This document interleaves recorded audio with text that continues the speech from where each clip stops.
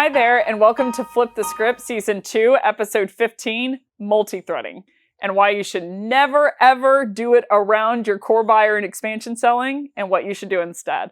My name is Beck Holland. I'm the CEO and founder of Flip the Script. Before we get going, if you go ahead and download the deck so you can follow along at each step of the way, and once you've done that, let's go ahead and thread on in. So let's start with a bit of an agenda, per usual. There are going to be 6 pieces to today's agenda. Number 1, the fabric of a healthy partnership. So I'm going to go through the components of what is a healthy partnership when it comes to sales, so we know what we're after and kind of set what good is. Number 2, the top 10 ways to eradicate trust with your buyer.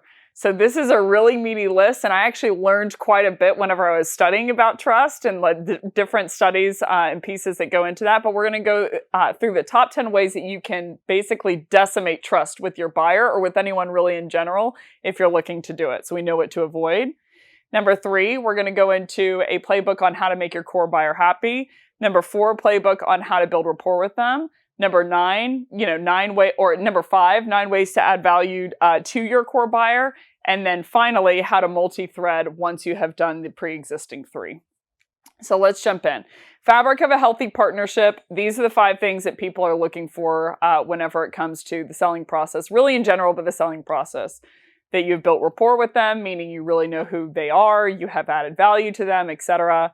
Number 2, that you respect them. People crave respect. They, crave respect from others. They crave respect from their peers. They crave respect from, their family members, etc., their partner. And so how can we deliver respect to our buyer in the process? Number 3, value. So it doesn't mean anything if you've created rapport and respect, you respect who you're talking to if you haven't actually add value to them and you haven't actually helped them in the business case.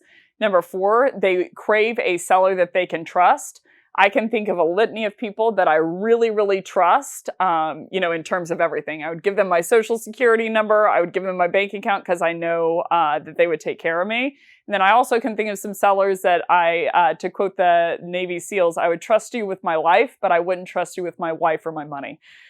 So you want to make sure that you're always building trust with your buyer in the process. And number 5, advocacy. They want to know that it's someone who's in their corner, someone who's looking out for them, someone who's going to let them know when something comes up. But those are the 5 things that really lead to a healthy relationship in general. But when it comes to the buying and selling process, it's no different.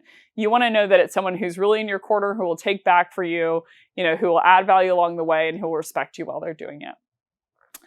So now that we know what good looks like, how do we eradicate that? What are the top 10 low-hanging fruit of how I can destroy trust with anyone? So for this, I actually did quite a bit of research, but this is going to be based on a study that Baylor University did on the ways that you can destroy trust with anyone, but specifically with your buyers. The top way to destroy trust with them is exclusion.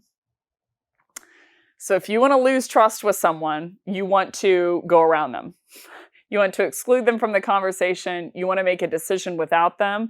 But basically, this is something that is extremely hard to bounce back from. Because if they catch you in the act, their thought process usually, if I caught you in the act this first time, this wasn't the first time. This is probably the 50th time, and this is just the first time that I'm catching you. So if you want to lose trust with anyone, the quickest way to do it is to exclude them from a conversation, to go around them, and to have a conversation without them. Number 2 is secrets. So both of these are very heavily deployed in the sales industry. I'm going to, especially within framing up our time today, I see a lot of people whenever they're expansion selling, they've sold into someone right off the bat. They've built a lot of rapport with their buyer. This person is bought because of it. They've really delivered on that value. And then they're told either from their manager or they know for themselves, okay, I am quoted on, I need to expand into this deal. And for whatever reason, which we can go into how to solve for later, for whatever reason, I don't want to include this first person that I've built rapport with. So I see a lot of different, CSM, AM, RM, cross-sell, et cetera, or account executives go around that original buyer and say like, hey, okay, I need to go to this other buyer. I want to go to a decision maker. I want to go to a different department. And it's okay, I guess, hypothetically, if you want to go full nuclear and do that. But know two things. Number one, people talk internally. So they very high likelihood that they have some kind of relationship with the person that you're going to, especially if it's lower than strategic or enterprise. Enterprise, maybe not, but especially if it's mid-market and below, they probably know who you're going around to, and they do talk internally. I've seen hundreds of deals be torched because of someone doing this. So, number one and two, we're both doing quite a bit in the sales industry, but exclusion, keeping secrets from them of what you were doing. Number three, jealousy, stalking, not sharing your feelings is a big one in the sales cycle. You want to tell a buyer how you're feeling about either, how the process is going, elephant in the room, pattern interrupt, and tell them how you think that the deployment is going, etc. But you get the list, lying, not doing what you said you would do. This I see a lot in the sales industry. We make commitments that we don't follow up with in the customer success process. So, and that's predicated on point number 6, which is lying. Seen a lot of account executives kind of, glaze over the truth because they wanted to get the signature, and then their prospect on the back end gets to customer success, and they're like, "I heard that you can." Hunt unicorns with this product, and then that's not true. And so they eradicate trust that way. Cheating, hostility, having low trust in someone is a way to eradicate trust back. But this is the top 10 list, folks. So this is the top 10 list of if you want to destroy trust with anyone, specifically your buyer, this is a way to do it. And when it comes to the context of multi-threading around someone, you're hitting number 1 and number 2. Reason of or way to most effective way to eradicate that trust is by going around them, excluding them from the conversation, and having a secretive conversation without them included in it. So now we know we shouldn't do it. I've seen experientially, subjectively, and objectively, I've seen it happen way too many times to count, and it never pans out good. I've, in the best case scenario, seen someone send back an email that says like, "Hey, let's call this rep Luke. Hey, Luke, I want to give you the benefit of the doubt that you didn't mean to do this, but I am your point of contact and I am the decision maker on this deal. So anything when it comes to this software, you need to talk to me." That's the best case scenario of how I've seen it handled whenever the person who's multi-threaded around finds out. So now we know we shouldn't do it, but what do we do instead? So the first thing that we want to do instead is we want to make sure if we're going to multi-thread around, or if we're going to try to expansion sell, if we're going to try to get someone else's business, the good and dangerous thing is that we've already sold into this company.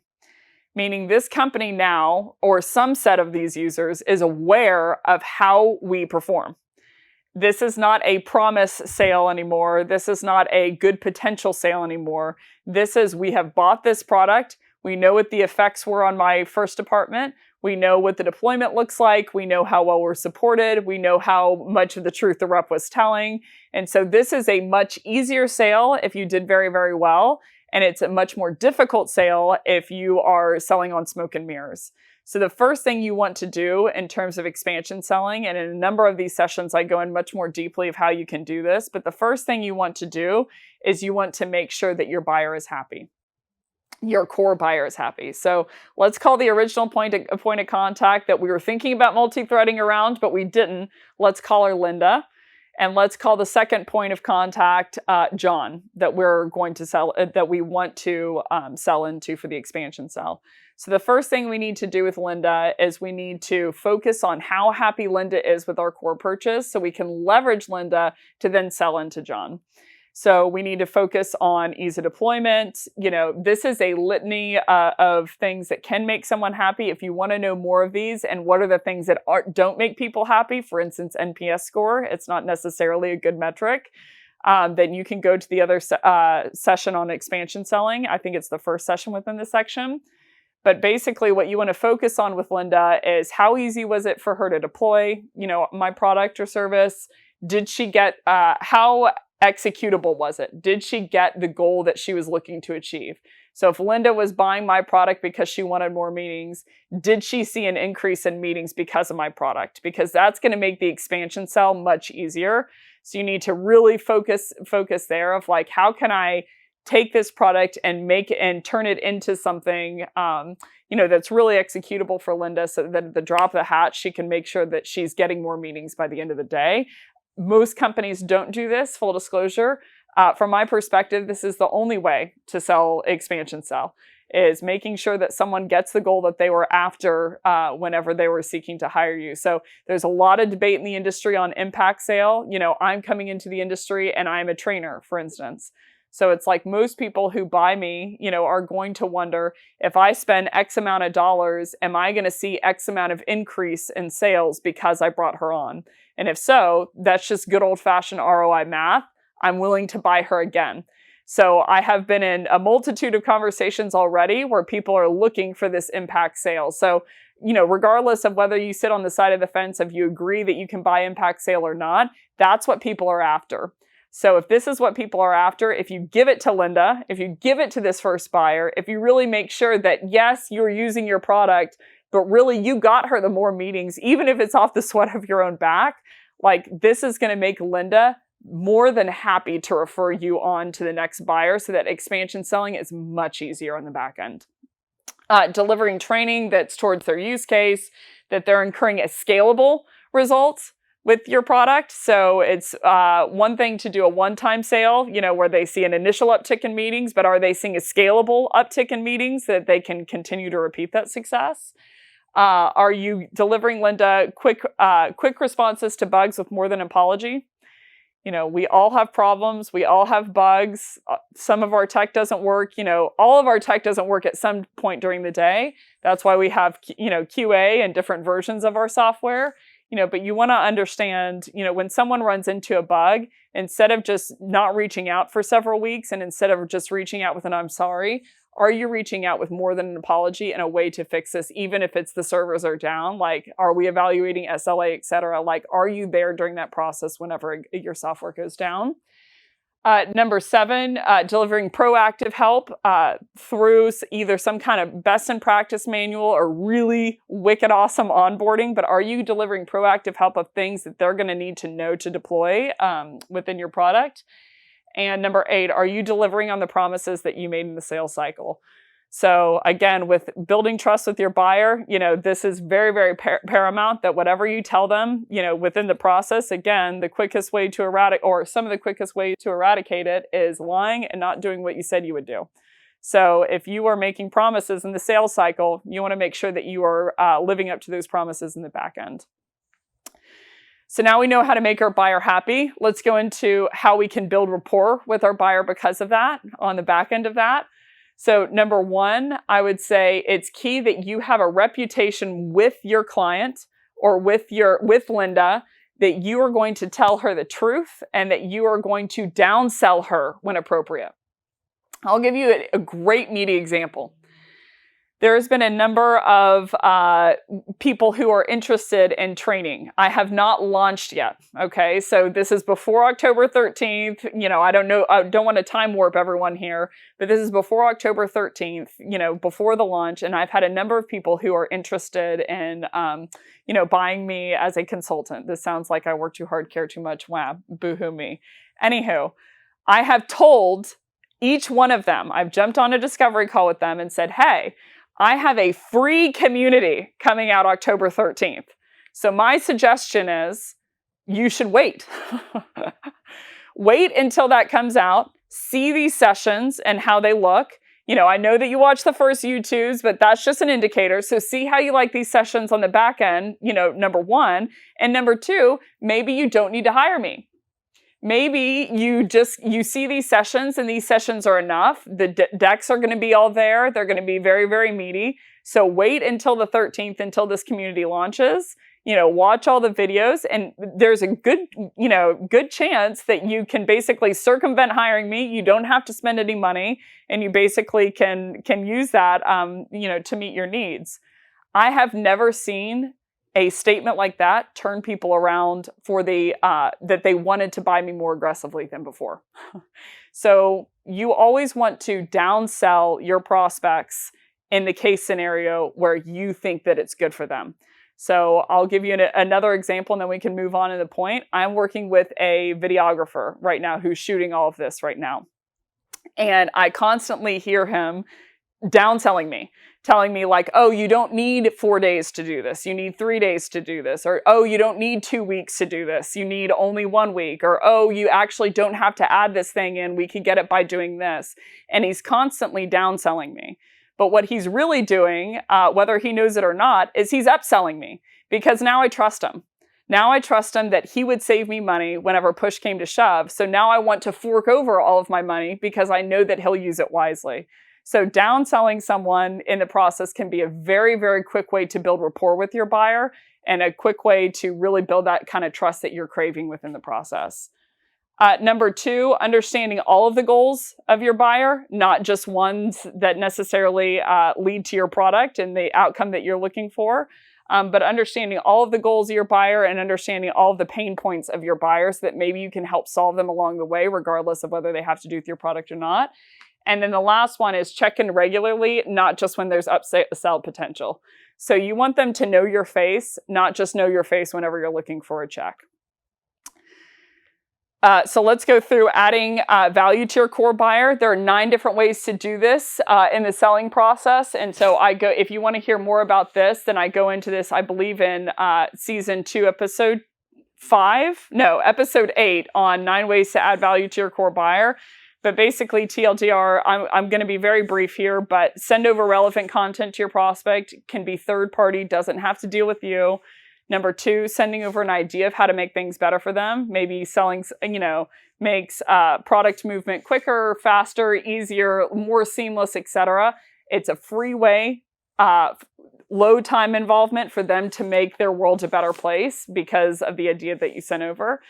Number 3, know what's going on in their world. Number 4, assist with pains that they talked about in discovery, not just the ones that have to do with your product. Sending over some kind of direct mail, making them aware of potential threats they didn't know about that could really save them some time, headache, and frustration in the future. Giving them network connections that they would find valuable. Referrals, sending them business that has to do with how they make money. Or introducing them to communities. But these are all just really, again, if you want to know more about this, go to episode 8. But these are just ways to really add value to your core buyer. So instead of going around your buyer and instead of excluding them from the conversation and instead of, saying like, okay, I'm just going to go to John without Linda involved because I don't think that she necessarily is going to get me there. Instead, I would make my buyer happy, number 1. I'd build rapport with them, number 2. And then number 3, I would always seek to add value to Linda along the way so that on the back end, whenever we need to multi-thread and we need to go from Linda to John because we need to expansion sell, all you have to do is identify the person you want and just ask for an intro. I have seen, there's one seller in my mind that does this insatiably well. His name is Bo. He's over at Chorus. Really, really nice guy. Shout out, Bo, if you're watching this. But he essentially just adds value, builds rapport, makes them happy, knows what's going on, sends them over gifts, sends them over content, was thinking of you, thought you might like this. And then he just very politely says, hey, Linda, I need to talk to John. Could you make an intro? Every time. 100% of the time. Sorry, Bo, if I'm totally opening up your playbook here. But he just adds so much value. And every single time Linda says, not a problem, Bo. Not a problem. Here's the intro to John. And I'll even vouch for you along the selling process. So there's nothing that's more valuable to an expansion sell than someone internally that is really, really happy with your product so that John wants in on the action too. So here's kind of a playbook of how to go about that. There's 5 different ways of what you want in ranking order from Linda. Number 1, I would want her to, in terms of logistics, the strongest chance of conversion, number 1, is that Linda would make an intro to John with UNCC. It's going to be, a gold mine on in terms of conversion. If she won't do that, I would say, having Linda write an email to John that you ghostwrite, but you're not in CC is your second best option. Third best option is writing an email to, Linda writes an email to John that you don't get to ghostwrite. Number 4 is you have to reach out to John, but you can mention your relationship with Linda. And number 5 is that you have to reach out to John and you can't mention Linda. I would say if you're any lower than decisions 1 or 2, meaning Linda's not willing to make an intro with you in CC, or Linda's not even willing enough to stick her neck out on the line enough to write an email to John, that you ghostwrite, you probably haven't built rapport enough. You probably haven't added enough value. You've broken trust somewhere in the process. So I would revert back to, have I made my core buyer happy? Have I made my core buyer successful? Have I really built rapport with them? And am I adding value to them in each step of the way? Because if they are not willing to do options 1 or 2, then you're probably not there yet and you need to revert. So in summary, I know that it's very, very tempting to want to go around someone. It seems faster in our brain. But the fastest, most likely chance of conversion in terms of expansion selling is, instead of going around Linda, instead of skirting around her and saying like Linda doesn't matter anymore, to realize that Linda is probably one of the only things that matters.